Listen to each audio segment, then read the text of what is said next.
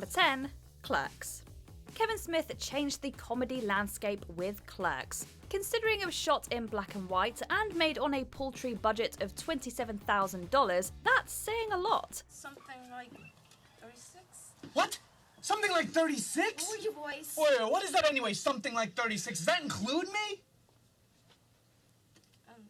37. I'm 37? Going to class. Oh my god. Smith filmed the movie in the convenience store where he was working at the time, and he gathered the funds by maxing out credit cards, selling items from his comic collection, and dipping into his college fund. You know, there's a million fine-looking women in the world, dude, but they don't all bring you lasagna at work. Most of them just cheat on you. The movie was praised for its grounded realism, with dialogue and jokes centered largely around everyday occurrences and pop culture references. It was more like watching a home video of friends talking and goofing around, and that's pretty much what Smith was going for. Think the average stormtrooper knows how to install a toilet main? All they know is killing in white uniforms. All right, so they bring in independent contractors. Why are you so upset at its destruction? All those innocent contractors brought in to do the job were killed. Casualties of a war they had nothing to do with. Clerks inspired a generation of aspiring filmmakers, and it's one of the shining accomplishments of the 1990s. Number 9. There's Something About Mary. The Farrelly brothers found a magic formula. They learned to deftly blend elements of gross-out humour and genuine heart. I got it stuck. You got what stuck? It. Oh! It, listen, it's not the end of the world. These kind of things happen. Let's have a look at it. No, for God, never sake! The result was There's Something About Mary, a unique concoction that proved enormously popular owing to its wide-ranging demographics. It was widely heralded as one of the best movies of 1998, in no small part thanks to Cameron Diaz's charming lead performance, as well as the stellar writing and directing that balanced disparate genres with aplomb. No, I was thinking along the lines maybe of somebody like an architect or something. But I want somebody with freedom in their job, you know? Somebody who can do it anywhere and just leave at a drop of a hat. One minute the audience was touched over a cute sentiment, the next they were howling in disgusted delight at what Mary just put in her hair. So when you say, killer, you mean... He's a murderer. Yeah. Like an actual convicted murderer? He killed people. I know, it's crazy. The movie is a laugh-a-minute riot, and it proved that infantile humour is truly ageless. Number 8. Billy Madison. Adam Sandler was an established performer by 1995, but it was Billy Madison that made him a star.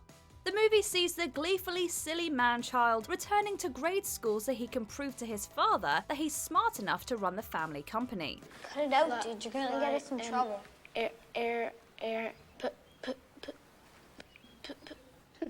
Today, Junior?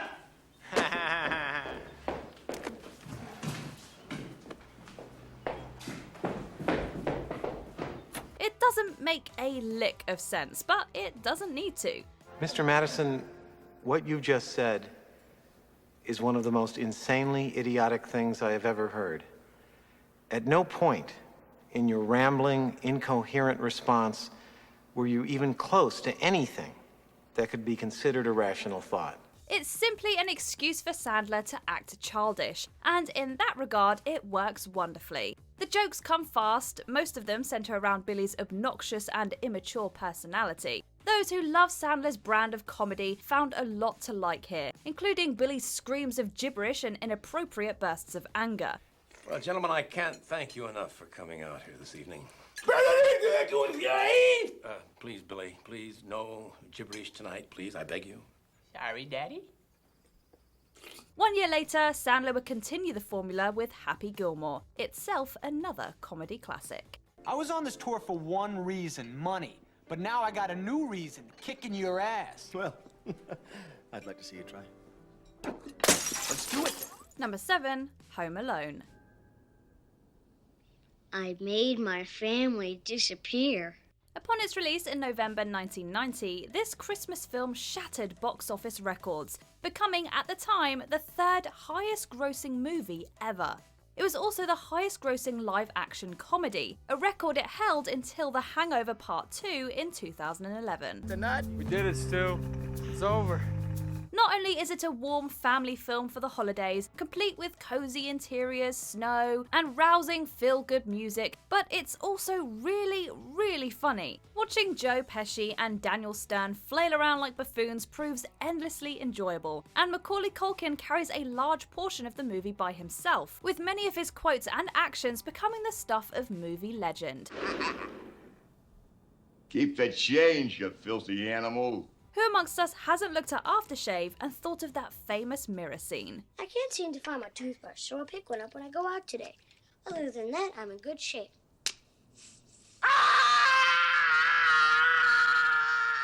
Number 6, Office Space. It's not shipping out till tomorrow, so there's no problem. Yeah.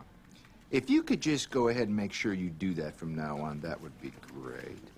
And, I'll go ahead and make sure you get another copy of that memo. Okay? Yeah, no, I have the memo. I've got it. It's right. Hello, Phil. What's happening? Mike Judge had his finger on a frustrated generation of office drones, and his 1999 comedy Office Space inspired an outpouring of love, laughs, and a little bit of grief. In Office Space, Judge and his actors hilariously and tragically capture the mundane and unending nightmare that was corporate office work in the late 1990s. Ever since I started working, every single day of my life has been worse than the day before it. So that means that every single day that you see me, that's on the worst day of my life. Audiences howled along as their own lives played out in slightly exaggerated fashion before them. Many aspects of the film have also become iconic pieces of pop culture, including PC Load Letter, Milton's Red Stapler, the infamous printer scene, and of course, most of Bill Lumbergh's mannerisms and quotes. Hello, Peter. What's happening? I'm gonna need you to go ahead and come in tomorrow. So if you could be here around 9, that would be great. Okay? It's amazing how funny office life can be. Number 5, Austin Powers, International Man of Mystery. A lot's happened since you were frozen. The Cold War's over. Well, finally those capitalist pigs will pay for their crimes, eh? Hey, comrades, eh? There have been countless James Bond spoofs over the years, but none has arguably worked as well as Austin Powers. This movie became a comedy phenomenon thanks to its clever writing and Mike Myers' incredible dual performance as Powers and Dr. Evil. Myers had previously established himself with the excellent Wayne's World, but his work in Austin Powers and its sequels are even more deeply ingrained in pop culture. Mole. Oh, shut up! Molly, Molly, Molly, Molly, Molly. Many of his quotes, including, "Oh, behave," have been endlessly repeated throughout the years, and his mannerisms, like Dr. Evil's pinky to mouth gesture, have long been referenced and copied. Why don't you ever model for me, Mrs. Kensington? You know how Mr. Kensington feels about that. Oh, behave. Yeah. Yeah, baby. Yeah. The movie also successfully employed a long list of comedy subtypes, including parody, wordplay, visual gags, and slapstick. It's the spy spoof to end all spy spoofs. Number 4, Groundhog Day. This movie took numerous risks, many of which probably shouldn't have worked. The unexplained time loop concept could have proved confusing, and the perpetually grumpy Phil Connors could have been a deeply unlikable character. Didn't we do this yesterday? I don't know what you mean. Don't mess with me, pork chop. What day is this? It's February 2nd. Groundhog Day. But thanks to some stellar writing and directing, not to mention the incredibly talented Bill Murray, Groundhog Day became a classic. The movie has been endlessly analysed for its philosophical connotations, but at the end of the day, it's also just a really funny and warm comedy about a man stuck in a time loop.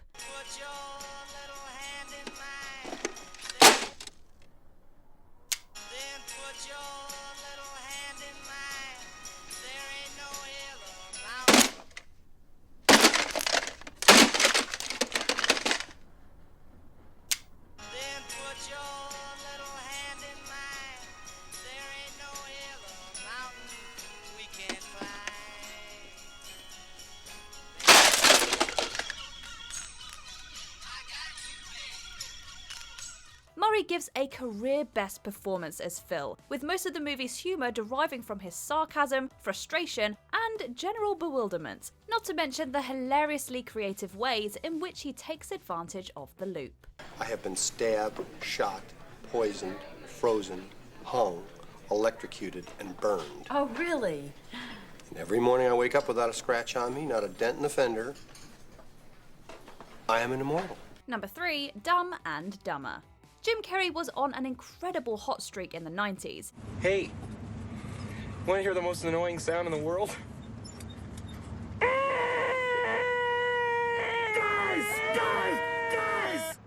In fact, it may be one of the strongest strings of comedy movies in film history. Both Ace Ventura: Pet Detective and The Mask were released the same year as Dumb and Dumber, and 3 years later, Carrey starred in one of the funniest courtroom comedies of all time with Liar Liar. What the hell are you doing? I'm kicking my ass, do you mind? But Dumb and Dumber stands above them all, largely due to the comedic interplay and chemistry between Carrey and Jeff Daniels. The movie is an all-time classic, filled with endlessly quotable dialogue and memorable sequences. Despite being an accomplished dramatic actor, Jeff Daniels will forever be known for his misfortunes on a broken toilet.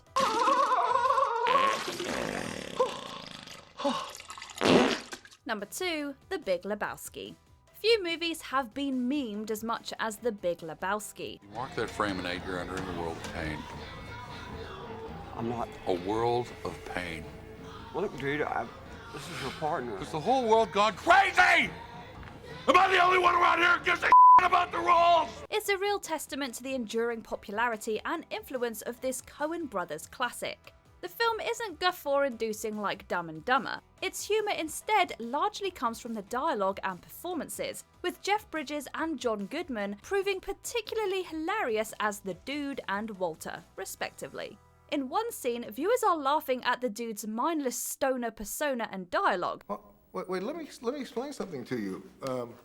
I am not Mr. Lebowski. You're Mr. Lebowski. I'm the Dude.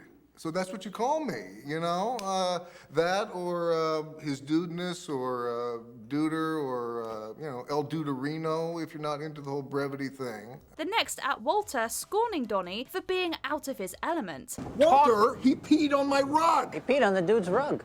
Donnie, you're out of your element! There's even some dark humour in there, like Donnie's ashes being blown directly into the dude's face. It's one of the most quotable comedies ever made.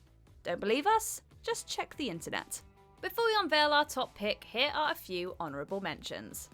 American Pie. This gross-out comedy took the teen genre in a new direction. Well, we'll just tell your mother that we ate it all.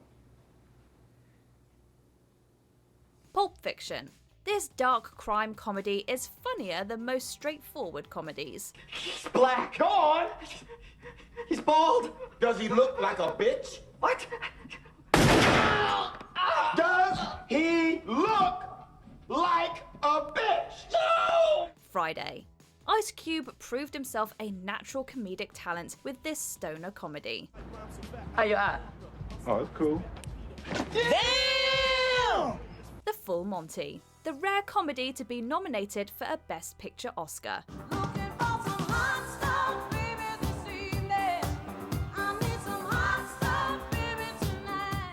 Rush Hour. Jackie Chan and Chris Tucker proved an unpredictable and winning pair.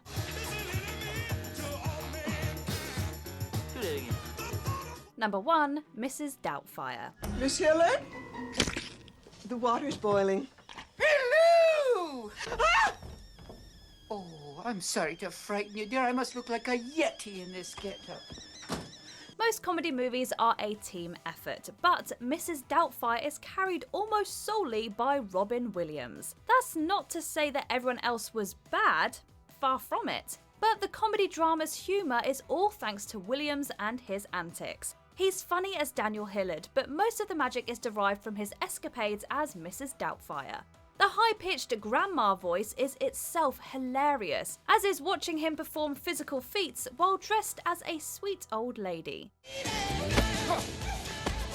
Back off, asshole! Beat it! There's also the trademark Williams wordplay and infectious energy on display, not to mention a scene in which Williams throws a lime at Pierce Brosnan's head.